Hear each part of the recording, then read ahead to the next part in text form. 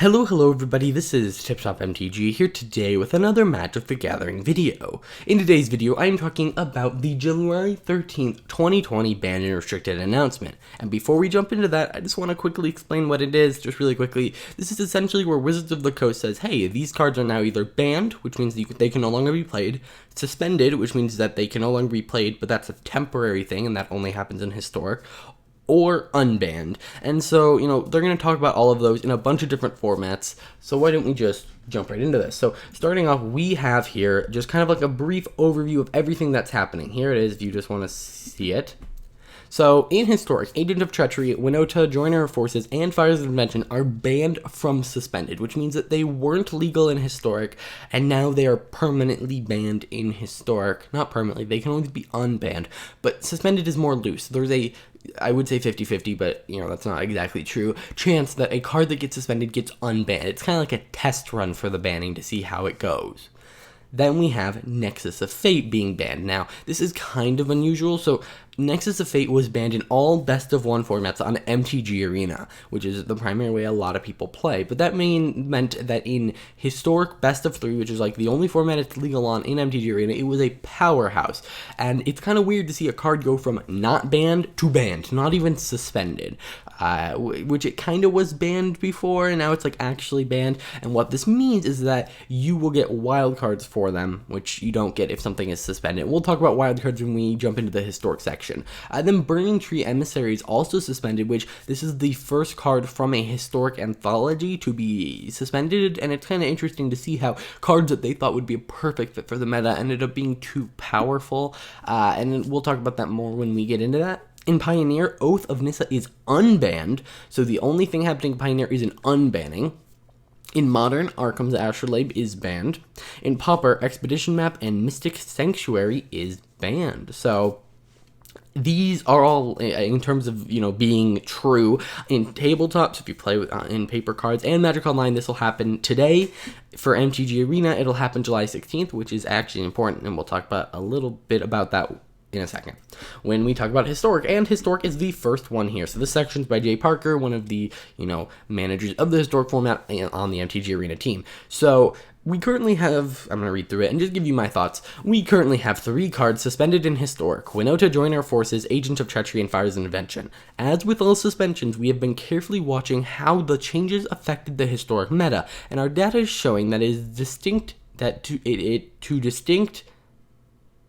showing it to distinct improvements with those cards removed. Each of these are also cards that will easily get more problematic as the format grows in power, either as key ways to access very powerful effects or as one of those powerful top-end pieces. So basically they're saying, hey, we saw how the meta went, and, without these cards, and it seems much healthier, and I would be inclined to agree.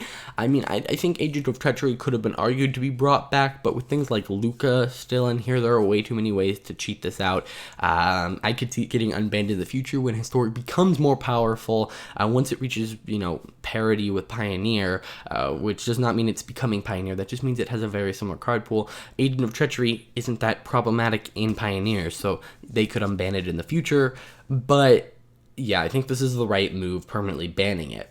Because we feel the data shows a positive impact from the current suspensions, and because it is unlikely to be safe to reintroduce these cards to Historic anytime soon, Winota, Joiner Forces, Agent of Treachery, and Fires of Invention are banned in Historic.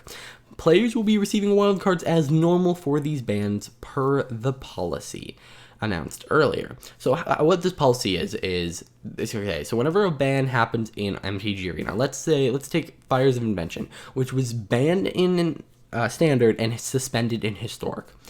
When it was banned in Standard, every single player, whether you play Standard or not, got however many copy wildcards. So Fires of Invention is a rare. If you had 3 copies of Fires of Invention, you got 3 rare wildcards, even if you never played with the card, which is really cool. Now, let's say, it was suspended in Historic, which doesn't mean you get wildcards, but when it is banned in Historic, you will. And how it will work is, say you still only have 3 copies of Fires of Invention, you will not get 3 more wildcards. You only get the amount of wildcards equal to the change between the Standard ban and the Historic ban. So if you had gone out and gotten your yourself a copy of that Fires of Invention, and now it's banned in Historic, you will get 1 wild card, because you had already received 3. So you will not get, if you have 4 copies of Untitled Chapter, you will not get an additional 4 wild cards.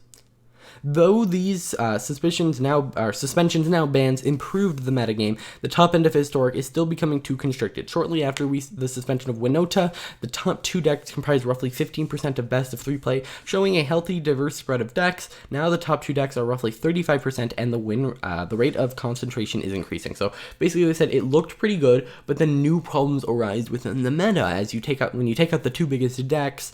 Or sometimes they're the same deck, but if you take out the 2 biggest decks, they're going to be bigger decks that come out of it. I think that this is very true, and I think more action is needed. Over the last month, the decks using Nexus of Fate have risen dramatically in terms of metagame share, and it's now Historic's most played deck. The 2 main cards enabling this deck are Wilderness Reclamation and Nexus of Fate itself. While Wilderness Reclamation is a powerful card, we are not seeing it appear in problematic decks in Historic aside from this one. Basically, they're saying that, when looking at which piece to ban, because the Nexus of Fate deck could maybe survive without Wilderness Reclamation, but it's a key part of that deck. But Wilderness Reclamation is not being used in other decks in a broken way, versus Nexus of Fate is being seen play in other decks, and it's, warping the metagame a little bit too much. I also think they don't want to have this banned in best of 1, so by just straight up banning the card, I think that'll solve a lot of the confusion. So this deck also runs multiple ways to accelerate to early cast of Nexus of Fate, and those options will only expand as the format does. Finally, Wilderness Reclamation acts primarily to give players access to a wider array of lines of play, while Nexus of Fate acts to prevent your opponent from playing at all. From both a long-term health and gameplay standpoint, we feel that Nexus of Fate is the better card to act on here, and I completely agree. I think that Wilderness Reclamation can see play in other decks, and maybe not in a broken way, and I know a lot of people want it to be banned, but I think if you were going to ban one of these 2 cards, Nexus of Fate is the way to go. It clears up some confusion, it is clearly the more powerful card, and it's less oppressive than Wilderness Reclamation, which, now saying that sounds really weird because Wilderness Reclamation is really irritating. But either way, Nexus of Fate is a card we've been watching closely for a long time in Historic. While it is very powerful, we had hoped that the traditional Historic would be the place where it could remain a balanced option for its fans. While this held true for a long time, with the deck showing strong but with inbound play and win rates, it has now risen to a level where it's starving out other options and warping the format around itself. So they are, banning it. Now, I'm 99% sure that you will receive wildcards for it. I have taken the gamble and received 4 copies of it, and you might say why. It's not legal in Standard, now it won't be legal in Historic, and the reason is, eventually, it will become unbanned in Historic, or eventually we're going to reach Pioneer, where it's not banned, and if I want to play Pioneer with Nexus of Fate, for some reason, I now have those cards. It also, in the short term, lets me play with them, with friends, and it's kind of nice. Obviously, it's Mythic, so you might want to be careful with it, but I'm 99% sure that you'll receive wildcards. The other deck that has been a powerhouse in Historic is Gruel Agro. While it has often been the most played deck, the separation between it and the other top decks has widened significantly in the last month. Yes, Gruel Agro is running rampant. Gruel and Nexus are each now played more than 3 times as much as their closest competition in Best of 3, and Gruel has one of the highest win rates in both Best of 3 and Best of 1. After considering the deck and the surrounding meta, we feel the best card to act on here is Burning Tree Emissary. While the explosive starts it enables are a factor in the deck's rise, its removals should leave the deck with ample power to remain competitive, just at a more balanced level with other aggressive options. And this is one of the great things about Historic being digital only. They're like, we think this will do it, so we're going to temporarily ban it. And, if the deck becomes, first off, way too weak, maybe they'll reintroduce it and maybe ban something else. Or maybe the deck is still way too strong, and then they'll ban something else. So I think it's just a really good move. Unlike Nexus of Fate, we do see strong possibility that Historic meta could shift in a way that allows Burning Tree Emissary to find a balanced fun home. However, as the meta stands today, the power it brings to Gruel Agro is overall reducing the number of balanced, interesting, and varied deck options in the format. For this reason, Burning Tree Emissary is suspended in Historic. I think this is the right move. Honestly, it's very clear that this decision was made more by the MTG Arena team. It's just, Wizards is not normally this aggressive. We have ban, suspension. 5 changes, and you would never really see them doing that in Standard. I mean, they can, but it's very nice to see that they are being so reactive. One final note on historic suspensions. When we first introduced the mechanism in December, we emphasized the limited time nature of the suspension by linking it to the periodically available ranked historic. Yes. So if something got suspended during a ranked historic part of the year, then it would stay suspended until ranked historic was reintroduced again. So, there'd be a little break, and then after that break, historic rank would be introduced, and the suspensions would wear off. Now that historic rank is always available, that no longer works as a good boundary marker. Despite that, we will be adhering to the general timeline it imposed, and any suspensions will be resolved via unsuspending or banning the affected cards within roughly the same 2 to 3 month span. We will always act more quickly when we feel the data is clear, but this will act as an outer bound. Suspension is a temporary measure to ensure that balance changes are played out well, and it will not be used for any long-term action. And overall, I think that this historic announcement is all but good. I don't think there's anything you can really complain about here, and it's good to see them being so aggressive with bans. They can do that. It's a digital-only format, and I think that's really showing. All right, moving on. I'm just going to give you a little warning. I am not super well versed in these next formats, so I won't have as much to add with Historic because I do actively play Historic. Since the launch of Pioneer Light last year, we've seen significant changes in the metagame. Early in Pioneer's launch window, various green ramp decks were among the most popular and successful archetypes. In order to reduce the consistency of these decks, Oath of Nissa was added to the ban list early in the progression of Pioneers. Yes, this was back when they were doing bans every single week, and it was like, okay, Oath of Nissa is banned, now this is banned, and Oko is banned, and all of this. Since that time, other cards used by the green ramp decks have been banned, including Once Upon a Time, Veil of Summer, Oko, Thief of Crowns. In addition, the release of new sets has added power to other archetypes and generally expanded possibilities for deck building. The metagame is now in a place where we feel that unbanning Oath of Nissa is a reasonable step to take as far as adding some power back to Nykthos Shrine to Nyx ramp decks and other archetypes that revolve around key creatures, lands, or planeswalkers. I don't know too much about the Pioneer metagame, but they're generally pretty conservative when it comes to unbanning, so I don't think there's going to be that big of a, issue here. We are otherwise generally happy with the shape of the metagame in Pioneer, with the most played decks having strengths and weaknesses against each other. We are keeping an eye on the populations of combo decks in the environment, although the perception that combo decks have dominant win rates isn't backed up by Magic Online play data. We are also seeing a variety of lesser played decks having success, which indicates the metagame could continue to shift. So basically they are happy with the meta, they don't really think anything needs to be banned, and actually they're unbanning something to see how it will fare. So, yeah, very interesting.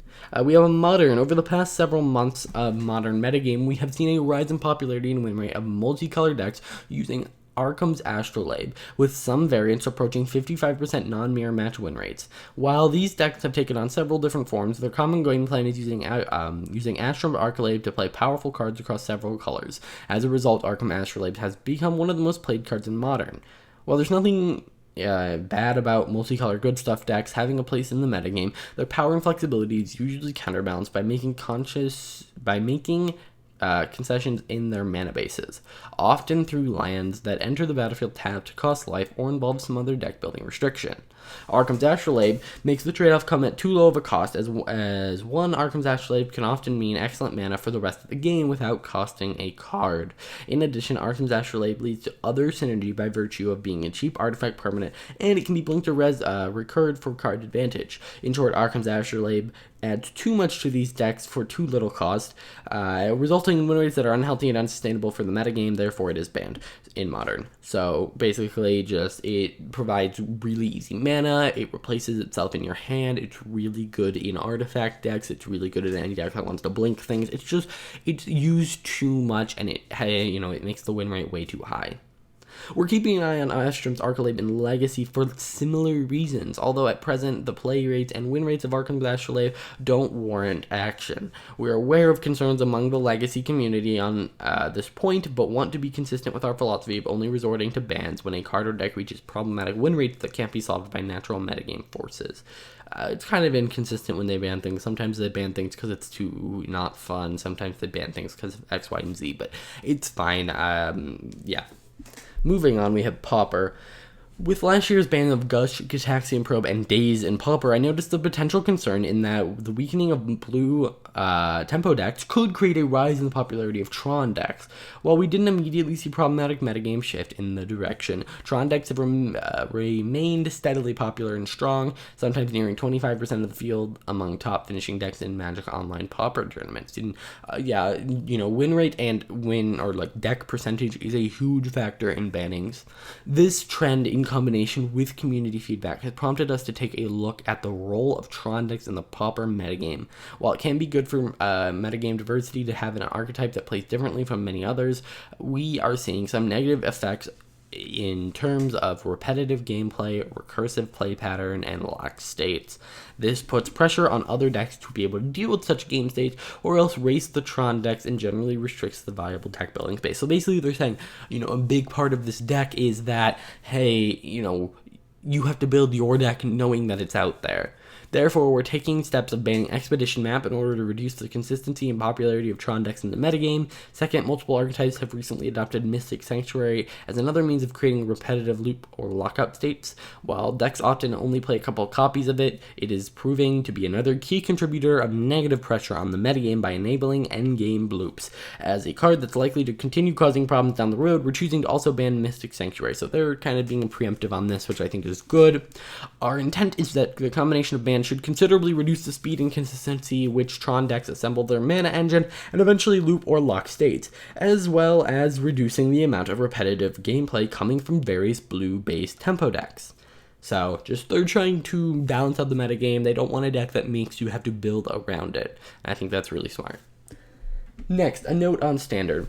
After careful review of the metagame, we're choosing not to make any changes to Standard at this time. Player Tour Online 3 and 4 saw the overall win rates and Day 2 conversion rates of most played decks, Vant, Ramp, and Temur Reclamation come down to healthier levels. In the weeks following, we've seen archetypes rise in popularity and win rate, including Mono Green Aggro, Rakdos Sacrifice, Mono Black Aggro, Red White Pawblade, Simic Flash, and others. Core Set 2021 has brought a variety of new tools, and generally, we're seeing steady motion in the metagame leading up to the Player Tours final. While we agree with concerns that Growth Spiral ramp decks in aggregate have recently represented a larger than ideal portion of the metagame, we do see different archetypes within that larger category behaving differently in terms of strength and weakness and roles within the metagame. So basically what they're saying here is, yes, Growth Spiral decks that use Growth Spiral and Uro and maybe Cultivate to ramp into Ugin are a problem. But the issue is, or the non-issue is,